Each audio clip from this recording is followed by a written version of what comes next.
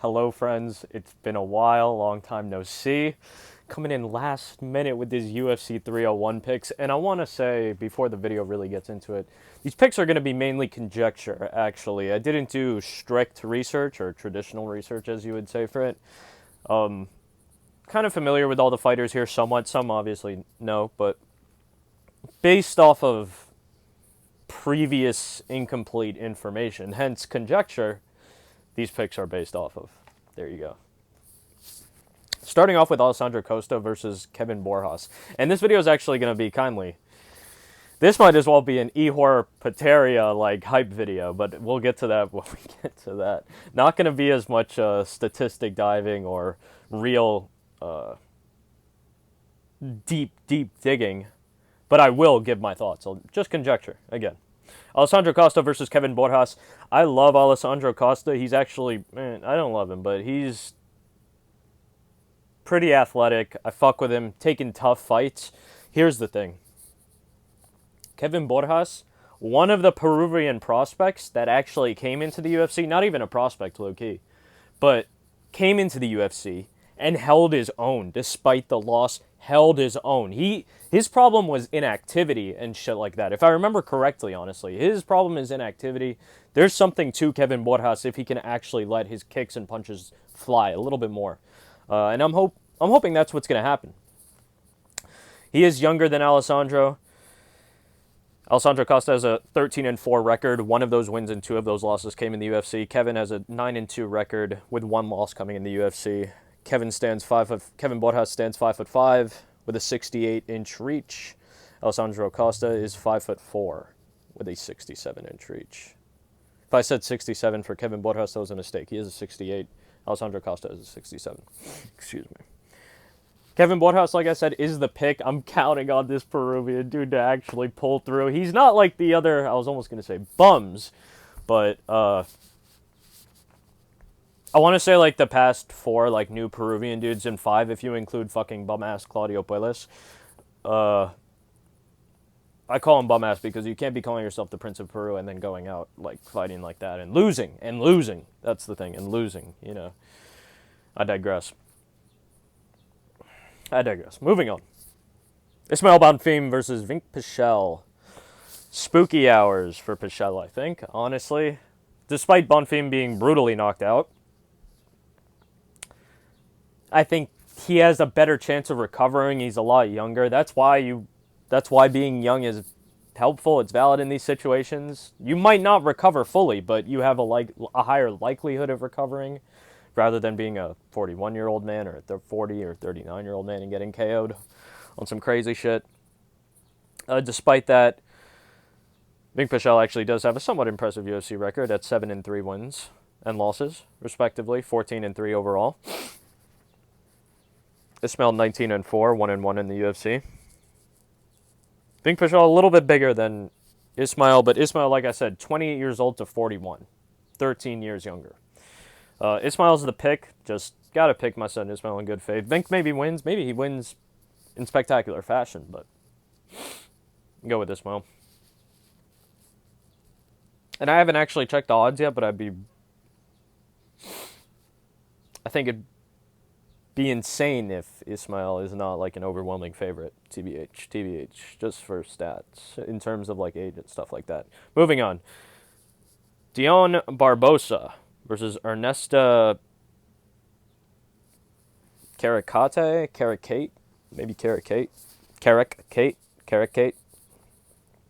Ernesta Karekkaite.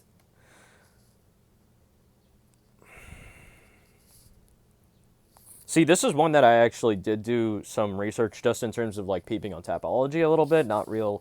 I didn't watch any of the fights, but Ernesta's fought literal who's like actual fucking nobodies. Oh my god.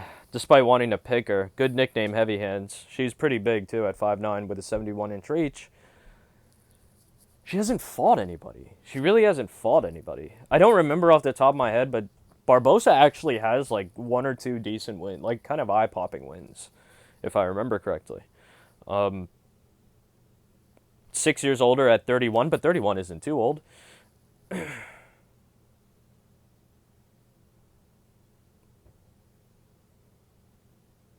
I think Dion's going to take that one, honestly.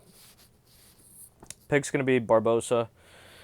But quick, like I said, conjecture. Nothing, there's not real research. I don't really have too much to back these picks up. These are more emotional picks and blind picks, if anything. There might even be a blind pick in here. I don't know if I finished one of these picks. I did not finish one of these picks, but we'll get to that. Mauricio Ruffy versus Jamie Mullarkey. Man, this is tough. Not tough in it's difficult to make this pick. I'm going to have to go with Mauricio. It's tough that I have to go with Mauricio, though. There was a point where I really jacked Jamie Mullarkey heavy. Because Jamie Mullarkey isn't that bad, or he wasn't that bad, I should say. And it's kind of a combination of multiple things, like, there might have been a knockout before it. Did he get knocked out by Jalen Turner before he got knocked out by Muhammad Naimov? I don't even know if Muhammad Naimov is his name.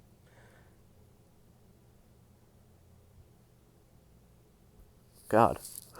Either way, like, it was one particular knockout where I think it was Muhammad Naimov when it was Naimov's debut.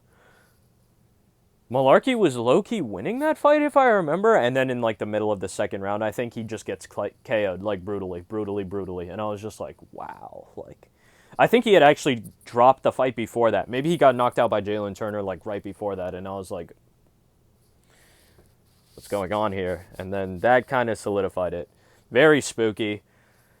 I say all that to say this.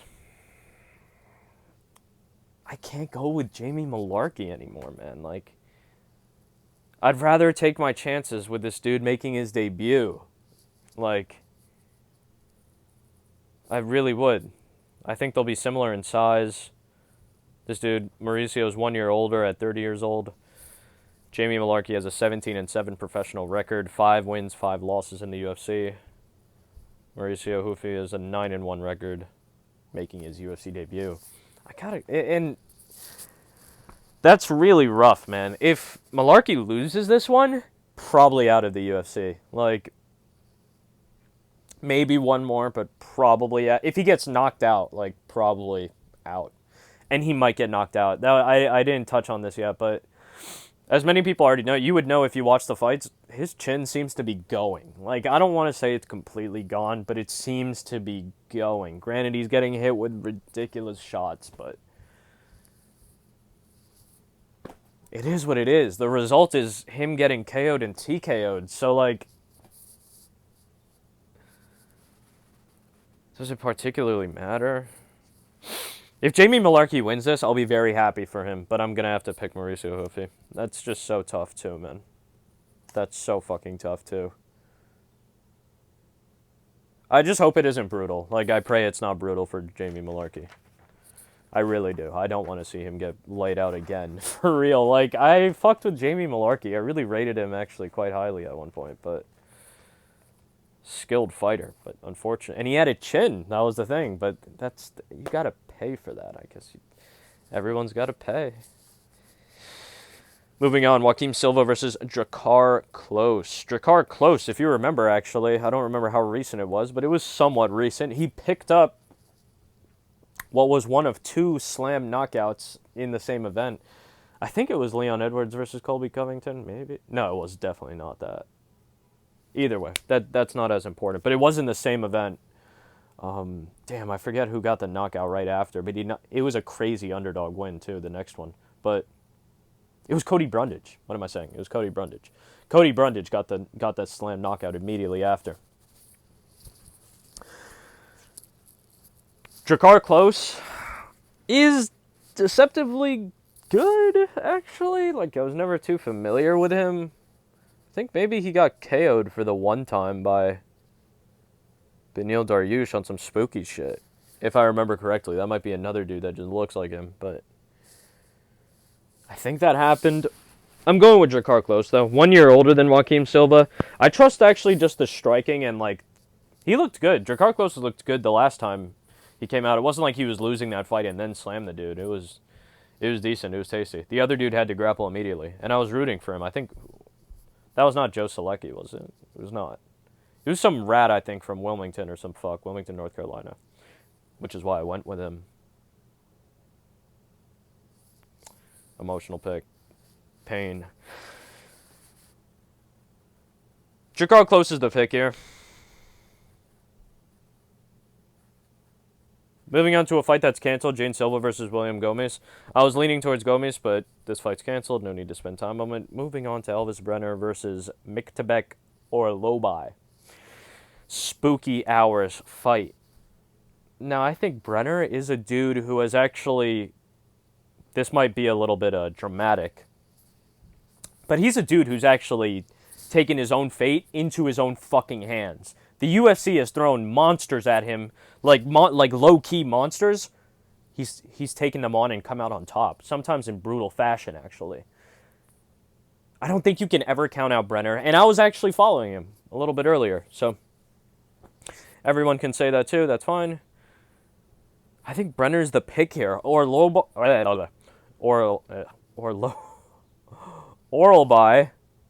might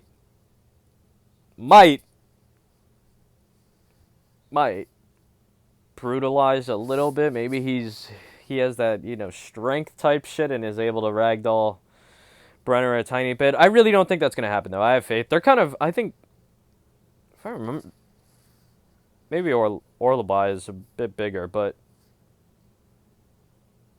their heights are both listed as 5'10". Only 2-inch reach advantage at 74 inches for Myktybek. But I'm still picking Brenner.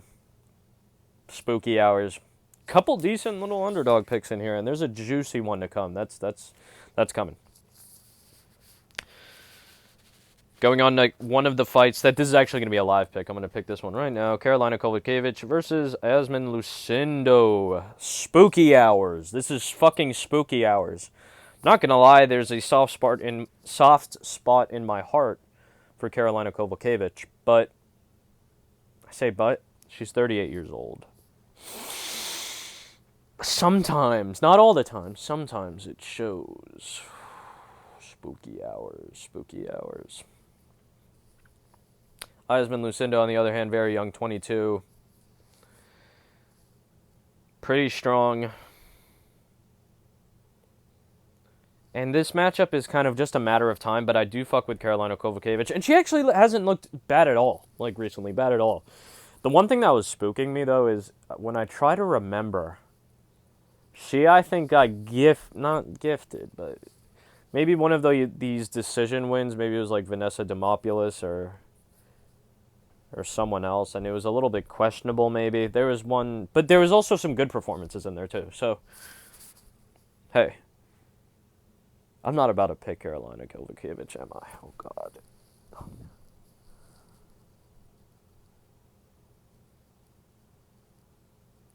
Pain. I'm actually in pain for that. Oh, God.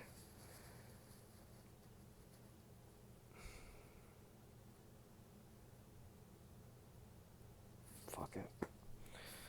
I'll look like a fool. I'll pick Karolina Kowalkiewicz one more time. Oh, God, am I actually doing that? I think so. Spooky hours. Maybe we'll return to that, but... God, man, can I live with myself? I think so. Actually...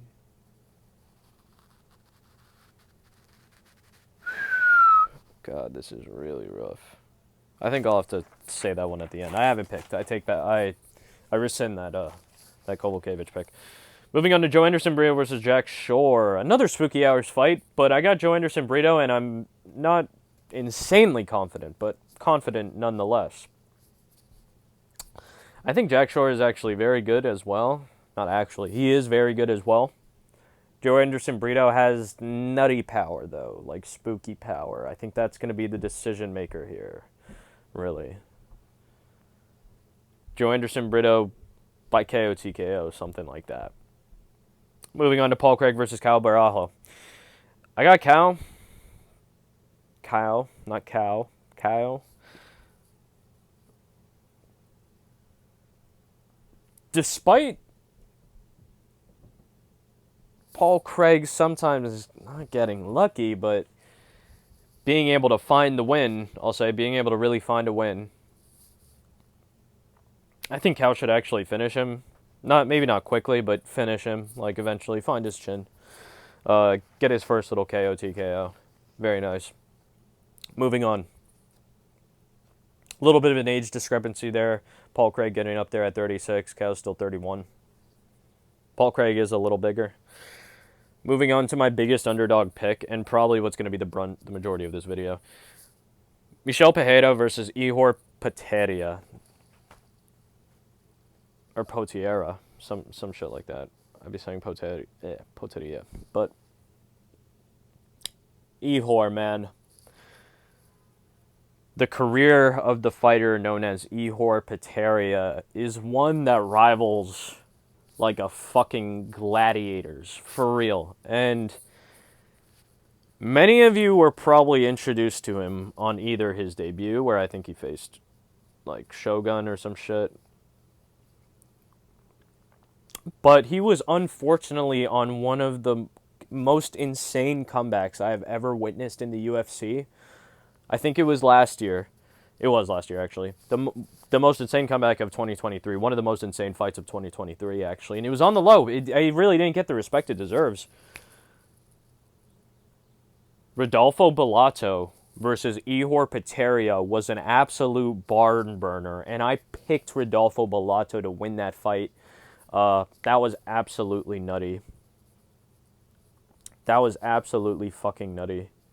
Maybe that was on the same fight as the Slams, honestly. Was it? I don't remember. Either way. I know the Cody, not the Cody shit. The Ihor Potieria fight, that was in, like, Texas versus Rodolfo Bellato, I'm pretty sure. Like, it was spooky hours. I think Bobby Green also got murked by Jalen Turner on that night. Maybe that was another night, though. Maybe I'm tweaking. But either way, I digress. Ihor Potieria was on the wrong end of that. He almost KO'd Rodolfo Bellato and then TKO'd him. Rodolfo Bellato fucking survived, came back, and finished Ihor. I have a clip, and I'll probably post it eventually. It's of me bugging the fuck out and saying for Ihor to get killed because I had picked and I was actually gambling on fucking Rodolfo Bellato, and he won, and it was an insane fight though. But he bounced back, and by he I mean Ihor Potieria. He bounced back crazily. I don't remember if he had another fight and it was fucking, if he had another fight right after that before he just fought that Polish dude, or maybe he fought the Polish dude and that was his most recent one. Since the Rodolfo Bellato fight, because that was a war. That was a real war. I picked him to smoke that fucking Polish dude, that Polish newcomer. I think he took that fight on short notice. He murked him. He murked him. Fraud checked him. He was like, you shouldn't be in the UFC. Very calmly. The fucking duelist, bro, coming out to another love. I fuck with that. I love that. I love Ihor, bro. He's becoming one of my favorite fighters. No bullshit. And many of you might hear that and be like, this guy's fucking crazy. Ihor, bum fighter, like some journeyman. Ham and Egger, on the prelims. Not on the prelims anymore. Not on the prelims anymore, brother. Let's fucking go, man. I'm super hyped about this. I really haven't spoken about his opponent, Michel Pereira. Michel Pereira, man, is a dude who I've hated his entire career up until his last fight. And I picked against him in his last fight. I had picked Michael Oleksiejczyk, I forget how you say his last name. I had picked him because that dude actually had a shit ton of potential, similar to Ihor Potieria, but was kind of in the lower end, like not followed as much by straight mainstream. People knew about him, obviously. And a lot of people agree with that. Dude has power. He throws some monstrous hooks, some nice little combinations. Nice little boxing. Macau. But when Michel Pereira finished him, I was tight as a motherfucker because I think it started off rip. It was just like a body shot and fucking Macau was hurt, and I was just like, God damn, not like that, not like this. But it was like that. Finished him, and then I now I can only respect that. Like for real, that eliminated all doubts, all hate. Like, I can't hate on Michel Pereira anymore because the man is actually, he's not the walking meme. He's not the human meme anymore. He's a dangerous dude, bro, and he'll put you out for real. And he's a bit lucky, I think, too, which always helps. Ihor, though, I think is like his, not foil, but very similar to him. Very similar to him. He's also wild and confident. Both men are wild and confident. I think this might be fight of the night, honestly. Michel Pereira versus Ihor Potieria. We can only hope. I'm picking Ihor, man. Let's fucking go, bro. Another love. Anthony Smith versus Vitor Petrino. I think, in my personal opinion, this is a nightmare matchup for Anthony Smith. 9 years older is Anthony Smith. Vitor Petrino, the up-and-coming. Even though his hot streak, his hot rise, has been cooled slightly despite remaining undefeated, we were shown that he's not like invincible, you know. He's not going to steamroll everyone. I am still picking, with all that said, I still am picking Vitor Petrino.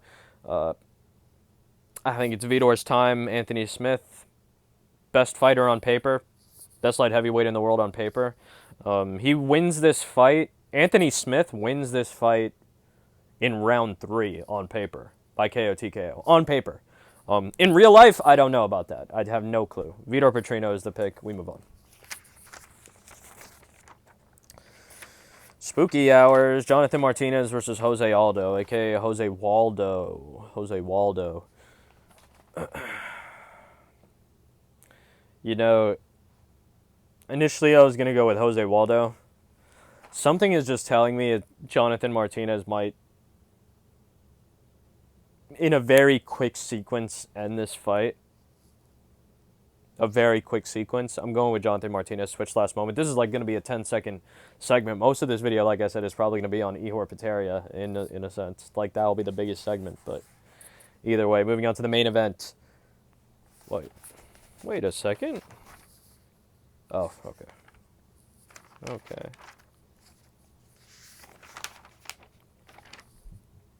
Michel Pereira versus Ihor Potieria should have been the fucking featured fight.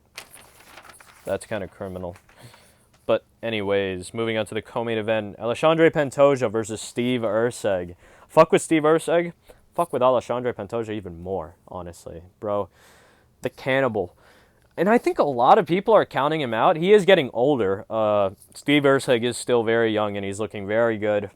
But Alexandre has actually proved. I think people like shit on him for his performances against like Royval and stuff. They're like, oh, he just held him down and rested. That takes a fucking lot.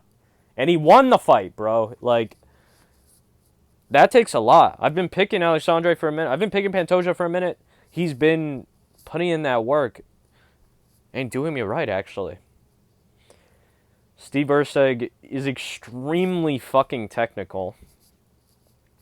Almost to a fault, kind of, in my opinion. But we'll see. I think Pantoja is going to make this a much dirtier fight, like a lot less of a technical fight than Steve Erceg might be used to. And I think someone's getting finished. I think it's going to be Steve Erceg, honestly.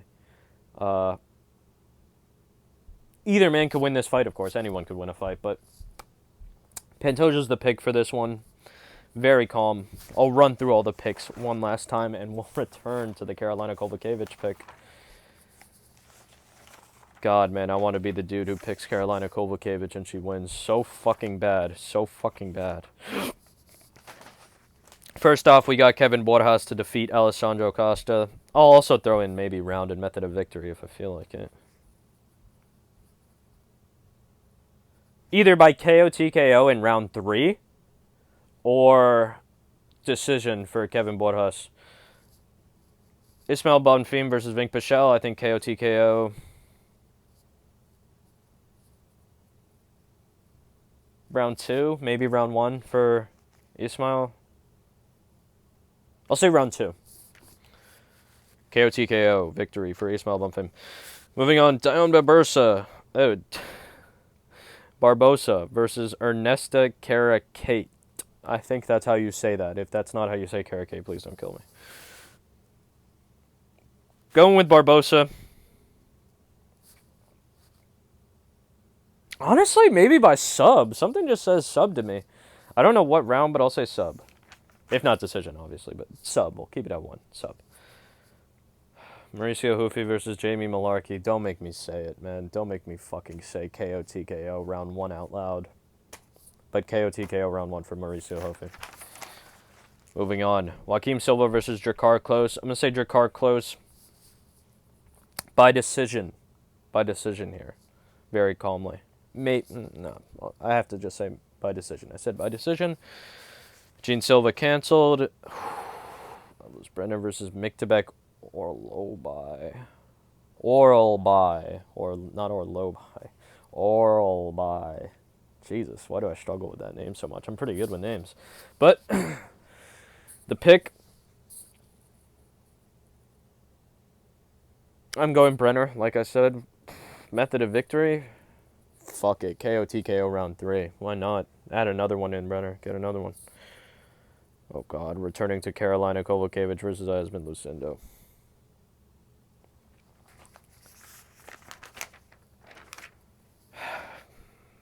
I can't be the guy who picks Karolina and she wins. Or Karolina and she wins. If I don't pick her. I don't think I can, though. I'm gonna switch. I'm gonna go with Iasmin Lucindo. I fuck with Karolina. I'll be rooting for her, but I'm not gonna pick her for this one. Gonna come back to reality. I'll come back to reality on this pick. Go with Lucindo. Lucindo's the pick. By decision. I don't know if she'll be able to finish Karolina. Actually, Karolina can survive. She's very tough. Joe Anderson Brito versus Jack Shore. I think KO TKO. I've only said like round 2 and round 3 so far, right? I could see round 1. I'm going to say round... Could see round 1, honestly, for Joe Anderson Brito.